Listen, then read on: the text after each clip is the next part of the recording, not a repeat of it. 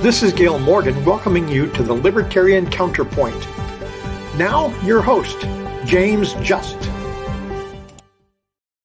And thank you for joining us. With me today we have Mr. John Cameron, and we have Richard Fields is back with us today. Thank you, Richard, for being here. We appreciate the time and being able to get together with you tonight. It's always good to have you around. Glad you can make room for me. All right, we'll get you back hooked up into the studio one of these days. All right. So speaking of getting hooked up, I don't know why that's the terrible segue.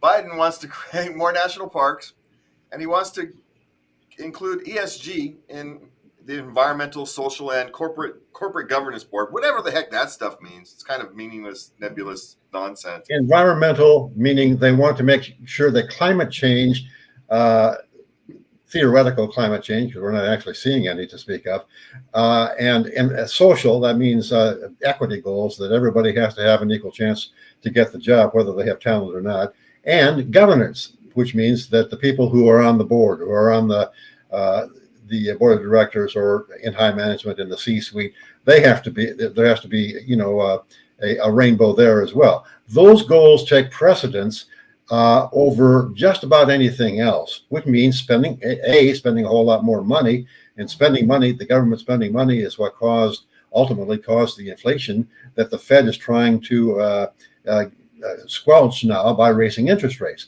Well, raising interest rates, particularly raising short-term interest rates, presents a world of hurt for banks who have been borrowing short from their depositors and lending long-term to their creditors, namely the federal government, through long-term treasuries, long-term corporate bonds, or corporate bonds and long-term treasury bonds.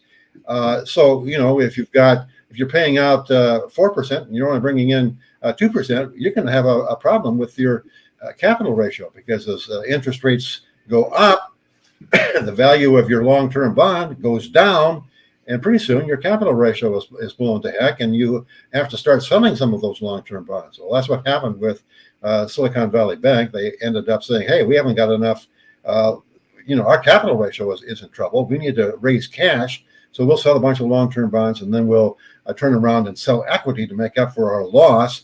Well, people in Silicon Valley figured out that was a problem and started saying, I don't think we're going to keep our deposits in Silicon Valley Bank anymore. And you had an old-fashioned bank run with new-fashioned, click the mouse on your iPhone, transferring millions of dollars of deposits away from Silicon Bank to the too-big-to-fail banks like Chase and Citibank and so on.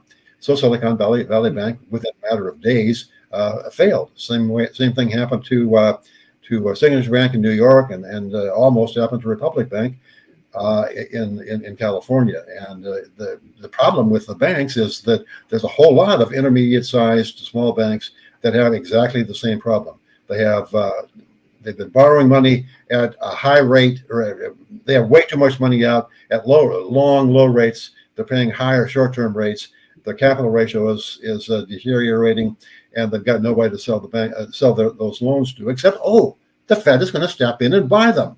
And not only is it going to buy them, they're going to buy them at 7 cents on the dollar. So in other words, if a bank has a loan or has a corporate bond that's worth $7,000, but the Fed, but it's a face value of $10,000, the Fed will say, oh well, no, never mind, we'll pay $10,000 for that $7,000 bond, and you'll be fine. And that's exactly what they're doing, and saying it's not going to cost the taxpayers any money. Well, come on, give me a break.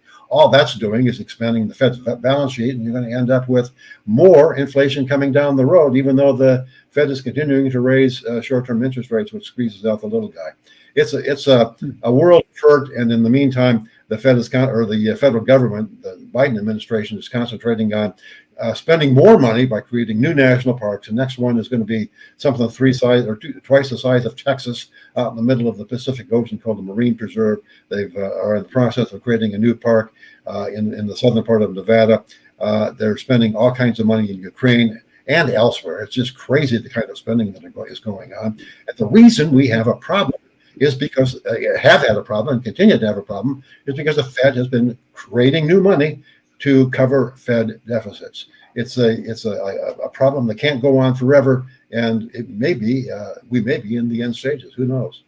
Yeah, and is this ESG theory? Is this a way to get, I don't know, more democratic thinking into the bureaucracy, into positions, right? Because if you have It's to, it's a way to balance the color of the people who are in positions of management. You want to have an equal number or proportionate number of blacks, whites, Asians, whatever. And it's a way of making women, and it's a way of making sure that making it impossible for companies and for the government to hire exclusively on the basis of ability or merit. They want to get away from merit and move to having I don't know, as the Democrats would say, a government that looks like us.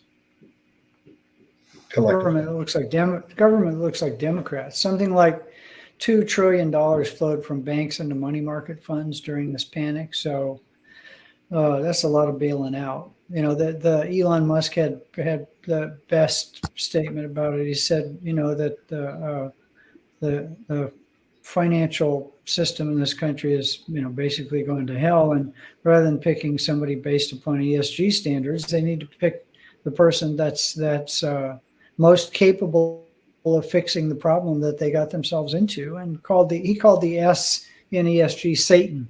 So, I'm having a lot of fun listening to Elon.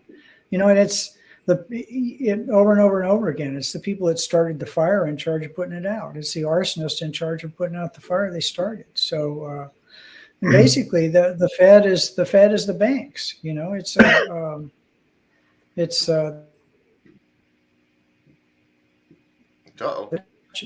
and Biden wants to hire on the basis of ESG the vice chairman of the Fed. Yeah, and we're just creating more and more problems. Yeah. We went from one feds to a different size of the feds, but it's actually kind of the same thing. John was talking about having fun listening to Elon Musk. Well, the Fed on the Twitter files used essentially extortion to get social medias to not just censor misinformation, but to censor information that was true but wasn't the official government policy. I mean, it's clear now. We all saw that was happening back at the time, but now it's clear that that's what they were doing. We actually literally have the receipts.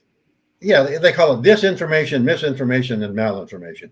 Disinformation is something that arguably is simply not true. Well, we got to censor that, obviously, because it's not true, in our opinion.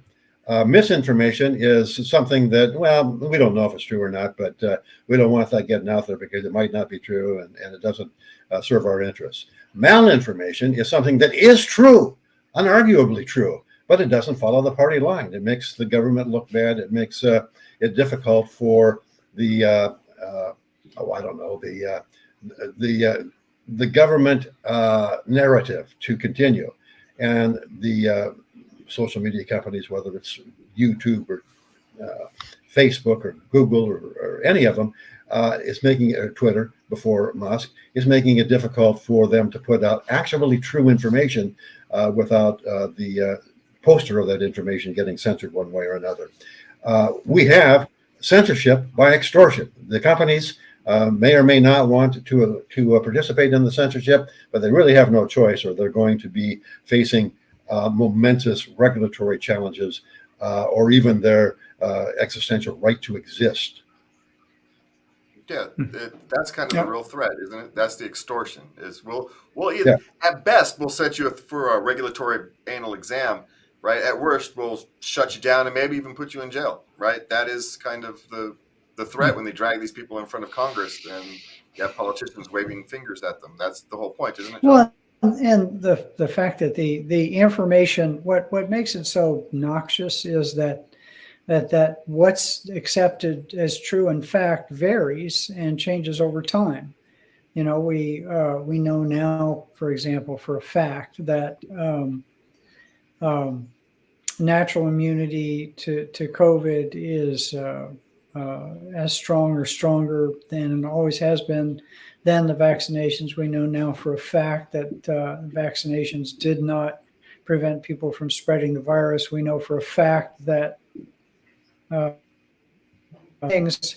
all of this stuff that has now become accepted was, or proven beyond a shadow of a doubt, was well known at the beginning of the thing by experts, but because it didn't, as Richard so eloquently put it, toe the party line, that it was blocked. But now it's accepted. So the fact that this is nebulous and changes over time makes it even harder for people to deal with, and makes it even more evil. So there are some bright lights. People now understand that they can't depend on the government. Even more, they now understand, at least depending upon their voting habits, that they can't depend upon the government to tell them the truth, and that the information. I think that's the good that will come out of this. The bummer is that people are still getting canceled left and right, not only on the internet, but they're getting shouted down on college campuses. And I was talking to somebody the other day, and they were talking about where did the radicals of the 60s and 70s go? They went into government bureaucracies and education. So you have people who are really rabid radicals, environmental, socialist, communist. Now they've wormed their way into positions of power, and a lot of times they're tenured. You can't get rid of them. And they're shouting people down and preventing opposing views to be heard. So Second Amendment or First Amendment protects everybody, but we're not seeing it. It only protects it if you're towing the party line. Yeah, and is the First Amendment going to protect TikTok? Because we're actually watching the same process play out. The other day, we had the CEO of TikTok was drug in front of a Congress committee, hearing committee, and God, I just can't even think of my word. In front of that, what committee was that? Anybody? They were drug in front of the committee, and they asked them insanely ridiculous questions, and hopefully Gail can clean that question up there. These people clearly don't understand how apps work, but yet they're the ones who are going to sit here and try to decide if TikTok is violating our rights or whatever. It's all kind of absurd, but yet here we are. We're sitting here again with yet another tech CEO standing in front of Congress, having to answer absurd questions for what? Do we even know? Well, I think they're upset that somebody else is not their lackeys. Google, Microsoft, Facebook, Twitter, all the rest of that. It's okay if we do it. If our government illegally monitors and censors and tracks and all the rest of that, but heaven forbid some other government do it. It should be the monopoly power of the U.S. government. And that's the only reason they're upset. I mean, if it was an American company doing it, they'd be fine. But, oh, no, the Chinese are going to use it to gather intelligence on American people. Well, I'm not convinced that American people have any intelligence, at least not based on who they're voting for. So, and if you're, stupid enough to have an app on your phone and use it, and you have top secret information, by the way, 99.9% of it doesn't need to be top secret on the same phone, then you should go to jail. So it's not. I mean, it's ridiculous, Yeah, it was the House Energy and Commerce Committee, I think it was, and this is a Democrat and Republican. They both hate TikTok, different reasons, but both of them hate TikTok, and they're bringing in this poor guy that's the chairman of TikTok in the United States, and asking him essentially, have you stopped beating your wife yet? Yes or no? And the question is, have you stopped providing a backdoor to Chinese spying using the TikTok app?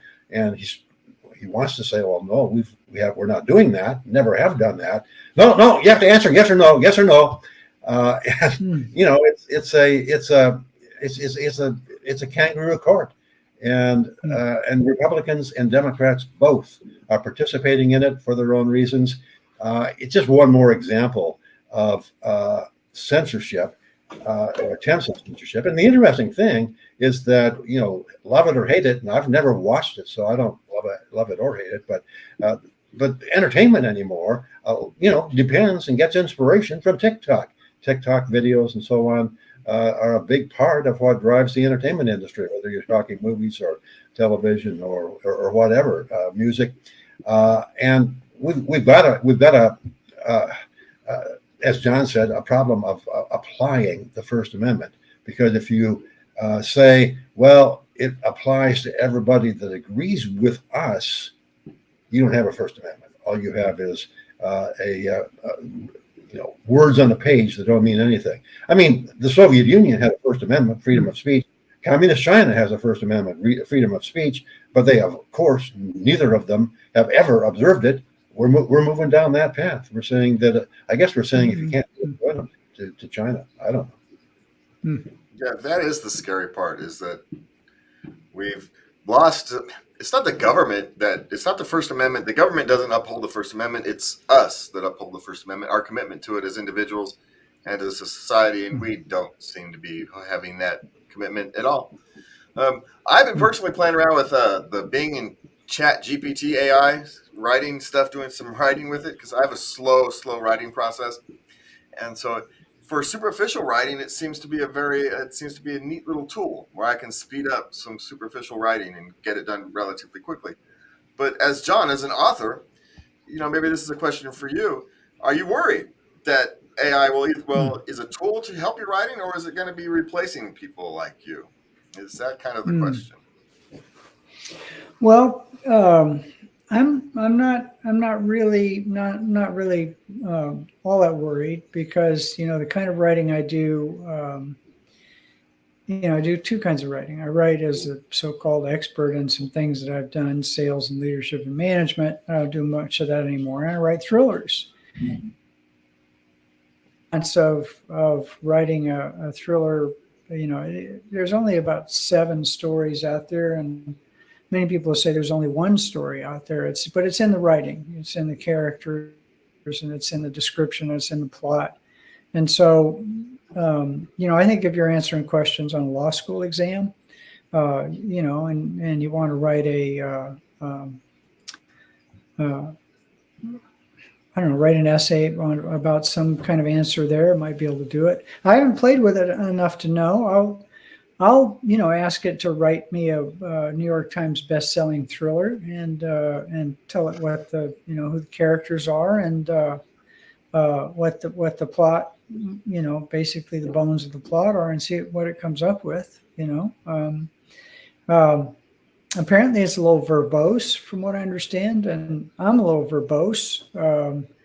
Most cutting. So most of making writing that moves is getting rid of stuff. So, if the program is wordy to start with, then and also I understand that a lot of things that it says just don't make any sense. So let me check it out before I respond to that. But the thing I'm most worried about when it comes to writing is the fact that there's been unofficial censorship going on even in fiction writing, much less peer-reviewed papers for years.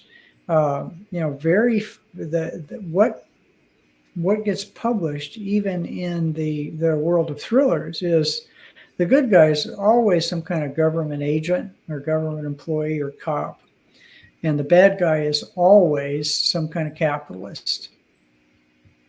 That's exactly opposite of the reality of life. And the cops, the FBI agent, the CIA agent, the special operative, it's completely okay for them to disobey the rules to get the bad guy. And then so we're getting inundated over and over and over again in everything, TV shows, books, novels, thrillers, mysteries, that cops are the good guys and it's okay for them to break the rules, and that business people are the bad guys and they need to be held accountable for the horrors they create. But I don't know too many capitalists that have ever invaded another country with tanks or used atom bombs on somebody or anything else. So that's the bigger threat to me than a chat bot, basically. There's one exception to that. Doug Casey wrote a trilogy with help from another guy. What the first book in the trilogy is about miners despoiling the earth in their search for gold. The second is called Drug Lord, and it paints a admiring picture of a person who deals drugs. And the third one is called Assassin, which talks about where the same character, the lead character, is assassinating bad government agents, believe it or not. So that's the exception. It's obviously the exception. Well, and those are self-published, though. They won't. I'm sure they wouldn't ever. No, absolutely. They'd never make it past. They would never. They would never be published by that. Penguin or anything like that. They still sold a lot of copies. Yeah. I have. I'm not saying. Yeah, and Substack, for example, allows people who don't agree with the march to the beat of the left-leaning drummer to actually get paid and get the word out. So there are, everything the internet giveth, and the internet taketh away, and the internet giveth. So self-publishing has made a lot of people whose stuff, even though it might be great stuff, couldn't get past an editor or an agent, because the agents are the one that do the first line defense on censoring. They just don't accept authors whose views don't align with the left. I have done some experimentation. Go ahead. No, I couldn't hear you. I'm more interested in hearing you than hearing me. Experimentation with the Bing chatbot. I asked the Bing chatbot whether or not modern civilization could exist without fossil fuels. Okay, the short answer is no. Without fossil fuels, there is no way modern civilization. Well, I think could exist. He's just been censored. What was the answer? I didn't hear it. They came back and said, very interesting question. And then they said, then they started talking about plastics and some of the byproducts of petroleum that wouldn't exist without fossil fuels. And then they talked a little bit about how fossil fuels, may have been helpful in the past, but now, of course, the sun and the moon and wind and whatever, heated water vapor, are going to solve all of our problems. The problem with the chatbots is that they get all of their information from the open internet. In other words, they can't get past paywalls. And the open internet is mostly popular media and popular books that have already had to get over the gauntlet of the censors, whether it's an agent or whether it's an editor of a magazine or newspaper or whatever. You don't get published unless you can get over the gauntlet. And if you don't get over the gauntlet, you don't get published, which means that what the chatbot is drawing from is all a bunch of politically correct writing to start with. And that's their body of information. So they can regurgitate that, but that's about all they can do. They can't really come up with an honest answer to a question that isn't politically correct. No, and it's still an algorithm. Someone still wrote it. There's still an algorithm at the root of it. It's not its own thought. It just can't be. And here's an interesting thing. The are different. I posted all the topics of today's shows into Bing, the Bing AI, and it refused to give me an answer. It just didn't do it. And so, Really. And then I posted into ChatGPT, and it gave the answer that I used to post onto Facebook. So if you go to the Facebook or something and see the thing, that's from ChatGPT. And so, I don't know, which one of these topics was not a fan. Probably the ones we haven't covered yet. Was not the Bing AI was not a fan of it. It just didn't answer. Just didn't give me an answer. It just sat there quietly. Refused to answer, or just spun, or whatever. I think a lot of these things are being overwhelmed. Yeah. No, because if you look at chat, went over to chat and it gave it. I did it a couple times. It was just didn't answer. It was strange. So it was just kind of weird. I'm personally not all that worried about it. It's like any new tool, when you came across, pick a tool. When you got a new hammer, when the hammer came around, right? You had to get new nails. The old people who used to tie the houses together lost their jobs, right? It's what happens. You have to learn new skills. And, for people like me, it's a tool. I get to now do writing quickly, superficial writing, some marketing type writing quickly. And it's actually half good at that. It's pretty good at marketing writing. It's pretty good at it. But if you wanted to write a real book, I'd know it might be a helpful tool, maybe where you could work with it and help do research or something like that. But I seriously doubt that it can be it's a real existential threat of humanity or civilization. Well, it can't be original because it's drawing from already published sources. Yeah, and it can't think because it's at root an algorithm. And that actually brings up the last topic we've got for a few minutes. NPR has claimed that there's limited scientific evidence that men have a physical advantage over women in sports. Well, and my guess is, how many studies are there actually of this? And Balderdash. Why can't we have the nuance? We all know that this is based upon, the transgender people participating in sports. And why can't we understand that when you're talking rec level sports, you're right. Everybody should have the ability to participate. But when you're talking about competitive level sports, there's a difference there. And why can't we acknowledge that difference? I don't worry about that so much. I think that the way that it should be handled is at the league level. Yeah. If the league says let anybody transgender or whatever participate, that's fine. If the league says only originally birthed men or originally birthed women can participate in our league, that's fine. Let the league make the decision, and at least that way, people who are theoretically coming from the same gene pool or from the same ability pool can compete against each other. But to let people who change from men to women at age 25, that doesn't make a whole lot of sense to me. And and then also, just force the league to say, well, we'll let anybody play. Well, the problem with the NPR article is absolutely wrong. I mean, if you look at all, except for maybe in gymnastics, all sports, you look at marathons, you look at sprints, you look at lifting, you look at powerlifting, you look at tennis. Serena Williams was supposedly the best female tennis player ever, and just blew people off the court because she was bigger, faster, and stronger. And there are estimates in the tennis world that she would be rated about if tennis was open to all sports, if women had to play in men's tournaments, that she'd be rated 900 in the world. So, it's or the differences. I couldn't beat Serena Williams, but apparently, 900 men can. And if you look at any between men and women, except for the exception of some ultra marathon type activities, and those gaps are closer between men and women, but not rock climbing is another place for women. Yeah, well, the best women rock climbers in the world versus the best men is also a non-starter too.